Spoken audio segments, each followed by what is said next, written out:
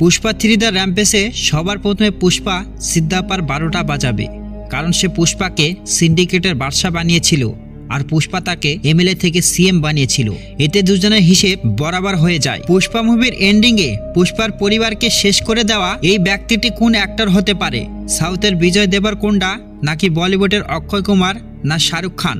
পুষ্পাটা দেখার পর দর্শকেরা খুবই উত্তেজিত হয়ে পড়ে এবং অপেক্ষায় আছে পুষ্পা 3 দ্য র্যাম্পেজ দেখার জন্য। কিন্তু এই অপেক্ষা বেশি দিন করতে হবে না, কারণ পুষ্পা 3 দ্য র্যাম্পেজের বেশিরভাগ শুটিং কমপ্লিট করা হয়ে গেছে। বন্ধুরা, আমি আপনাদের কাছে সেই 6টি পুষ্পা মুভির সিন নিয়ে কথা বলবো যেগুলো অফিসিয়াল ট্রেলারে ছিল কিন্তু পুষ্পা মুভিতে দেখানো হয়নি, যেটা পুষ্পা 3 দ্য র্যাম্পেজে দেখানো হবে। সবার প্রথমে জলি রেড্ডির এই সিন, যেটা অফিসিয়াল ট্রেলারে সে গান ধরে আছে আর তার সামনে একটা লোক দাঁড়িয়ে আছে। হতে পারে এটা পুষ্পা, কারণ জলি রেড্ডি পুষ্পা পার্ট 1 থেকেই বদলার আগুনে জ্বলছে, কিন্তু পুষ্পা 2-তে আমাদের এই শট কোথাও দেখানো হয়নি। জলি রেড্ডিকে পার্ট 2-র শেষে দেখানো হয়েছে, পুরা মুভিতে এটা কোথাও দেখানো হয়নি। কিন্তু শেষে যেভাবে জলি রেড্ডির কামব্যাক হয়েছিল সেটা একদমই আলাদা, কিন্তু এই সিনটা পার্ট 2 থেকে মিসিং ছিল। এই সিন পুষ্পা 3 দ্য র্যাম্পেজের জন্য শুট করা হয়েছিল। মুভির দ্বিতীয় সিন, যেটা 7 এপ্রিল 2023-এ হোয়ার ইজ পুষ্পার টিজার, আপনার তো অবশ্যই মনে আছে, যেখানে পুষ্পার ভবিষ্যৎ দেখানো হয়েছিল যে তার সাথে কি কি হতে পারে। কিন্তু মুভিতে এই টিজারের কোনো সিন দেখানো হয়নি, যেখানে পুষ্পা তিরুপতি জেলে বন্দী ছিল আর সে সেখান থেকে পালিয়ে গেছে। পুলিশ তাকে 8টি গুলি করেছিল এবং তাকে জঙ্গলে দেখা যায়, যেখানে বাঘও তাকে দেখে পিছিয়ে পড়ে। এর মানে পুষ্পা বেঁচে আছে।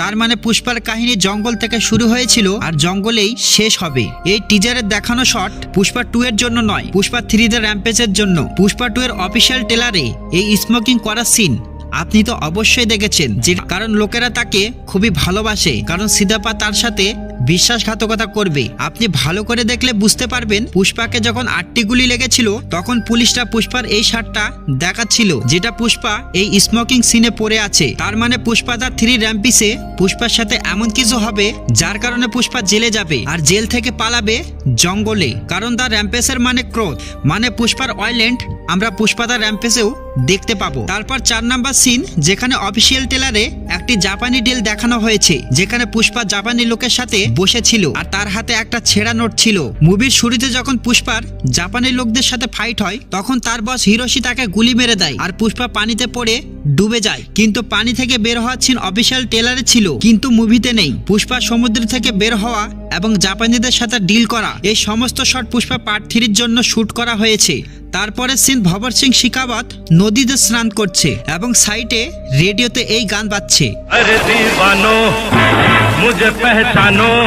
কিন্তু এ ধরনের ভবর সিং শিকাবতের এন্ট্রি পুষ্পা 2-তে দেখানো হয়নি। পুষ্পা 2-তে সে তার অসম্মান বরদাস্ত করতে পারেনি, সেটা আলাদা কথা, কিন্তু সে তো নকল চন্দনের কাঠ ধরে, যার কারণে সে এই বেজ্জতি বরদাস্ত করতে না পেরে এমনটা দেখানো হয়েছে যে সে নিজে আগুন লাগিয়ে দিয়ে মারা যায়। কিন্তু সে এখনো বেঁচে আছে, যার এন্ট্রি এইভাবে হবে পুষ্পা 3 দ্য র্যাম্পেজে। তারপরে অফিসিয়াল ট্রেলারে মুভির আরেকটি সিন দেখানো হয়েছে, যেখানে সমুদ্রের ধারে একটি গাড়ি খুব স্পিডে এসে ক্রাশ হয়। আপনি ভালো করে দেখলে বুঝতে পারবেন এই গাড়ির নাম্বার প্লেটে লেখা আছে MH02। মুম্বাইয়ের গাড়ি পুষ্পার সাউথ ইন্ডিয়াতে কি করছে? মুভিতে পুষ্পার শিকার করতে নর্থ ইন্ডিয়া থেকে কোনো অন্য ক্যারেক্টার এন্ট্রি নিবে নাকি, যে ভবর সিং শেখাবতের থেকেও খতরনাক হবে? এই সিনগুলো থেকে একটা কথা ক্লিয়ার, যে পুষ্পা 3 দ্য র্যাম্পেজের শুটিং অনেকদিন আগেই কমপ্লিট হয়ে গেছে।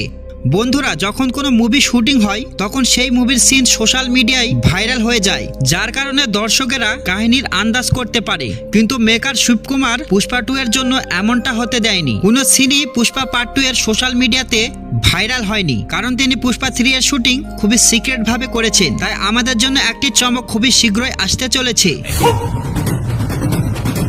হতে পারে 2025-এ আলু অর্জুনের জন্মদিনে 8 এপ্রিল 2025 সালে তার বার্থডেতে হতে পারে পুষ্পা 3 দ্য র্যাম্পেজের ফার্স্ট ক্লিপ দেখা যাবে। প্রিয় দর্শক, আপনাদের অনেক অনেক ধন্যবাদ ভিডিওটি লাস্ট পর্যন্ত দেখার জন্য। তাই ভিডিওটি যদি একটুও ভালো লাগে তাহলে অবশ্যই একটি লাইক করে, নতুন হয়ে থাকলে চ্যানেলটি সাবস্ক্রাইব করে যাবেন। ধন্যবাদ।